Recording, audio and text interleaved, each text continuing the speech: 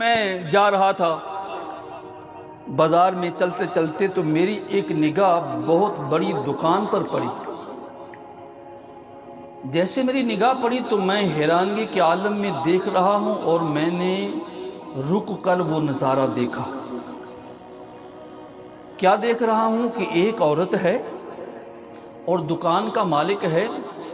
وہ عورت بوری کی طرف، توڑے کی طرف، کٹے کی طرف اشارہ کرتی ہے۔ وہ جو شخص ہے، جو مرد ہے نا، وہ بغیر تولے، بغیر ناپے اس میں سے مال نکال کے تھیلے میں بھرنا شروع ہو جاتا ہے۔ پھر اس بندے کی نگاہ، ایک نگاہ اس کی مال کی طرف ہے، دوسری نگاہ عورت کی اشارے کی طرف ہے۔ عورت دوسری طرف اشارہ کرتی ہے، وہ وہاں سے مال بھرنا بند کر دیتا ہے۔ جس طرف انگلی کا اشارہ گیا وہاں سے اس بوری سے، اس توڑے کٹے سے مال بھرنا شروع ہو جاتا ہے۔ پھر وہ اشارہ اس بوری سے ہٹاتی ہے، دوسری بوری کی طرف کر دیتی ہے تو وہاں سے مال بھرنا شروع ہو جاتا ہے۔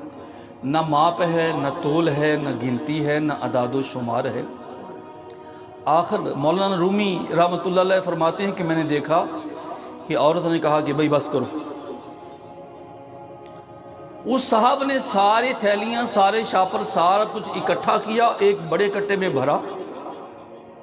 تو عورت نے پوچھا بتاؤ کتنے پیسے؟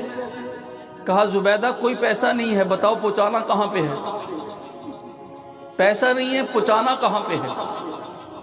تو عورت نے بڑے غرور و تکبر، بڑی اکڑ سے اشارہ کیا اپنے گھر کی طرف۔ اس دکاندار نے وہ کٹا اپنے کندھوں پہ رکھا، وہ بوری اپنے کندھوں پہ رکھی، پیچھے پیچھے بڑے آرام سکون سے چلتے چلتے۔ تو مولانا رومی فرماتے کہ میں یہ نظارہ دیکھ کے وہیں بیٹھ گیا۔ اکثر دکانوں کے سامنے تھلے بنے ہوتے ہیں، فرماتے کہ میں تھلے پہ بیٹھ گیا اور میں حیران ہوں اس واقعہ کو دیکھ کے، اور تجسس ہے کہ میں اس کی تہ تک جاؤں۔ اب انتظار ہو رہا ہے کہ وہ دکان والا کب آئے، پھر اس سے کب پوچھوں کہ یہ معاملہ کیا ہے۔ عورت اشارہ کر رہی تھی، آپ مال بھر رہے تھے، وہ اشارہ آگے بڑھاتی تھی، آپ آگے سے مال بھرتے تھے۔ یوں جتنا چاہا اس نے مال لیا، آپ نے نہ اس کو تولا، نہ ماپا، نہ پمائش کی۔ پھر اس نے پیسے پوچھے، آپ نے کہا کوئی پیسہ نہیں ہے۔ پھر خود اپنے کندھوں پہ اٹھا کے چھوڑنے کے لیے بھی چلے گئے۔ تو میں اس سے پوچھوں، فرماتے ہیں کہ آخر انتظار کرتے کرتے وہ شخص لوٹ آیا۔ میں نے پوچھا کہ یار تیری میری واقفیت نہیں ہے، تیری میری کوئی جان پہچان نہیں ہے، لیکن میں حیران ہوں تیرے اس عمل پر، تیرے اس انداز پر، یہ تو بتا یہ خاتون کون ہے؟ اس دکاندار نے مولانا رومی رحمۃ اللہ علیہ کو جواب دیا، سوال ہے کہ یہ کون ہے؟ سامان نہ ماپا ہے، نہ تولا ہے، بغیر ماپ تول کے آپ نے بوری بھری ہے۔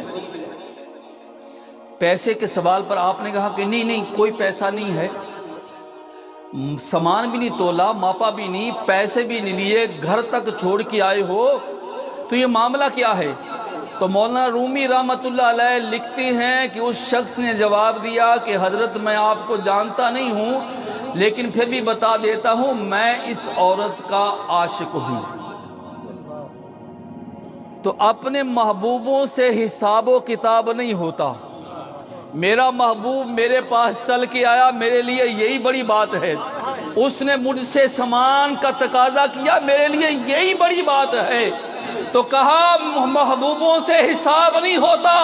آگے کوئی دنیا دار بندہ نہیں تھا، مولانا روم تھے، غش کھا کے بے ہوش ہو کے گر پڑے۔ اللہ اکبر، اللہ اکبر۔ شاگرد تھے، لاکھوں شاگردوں کے استاد تھے، بہت بڑے زمانے کے امام مولانا رومی گزرے ہیں۔ عرق گلاب چہرے پہ چھڑکا، ہوش آیا،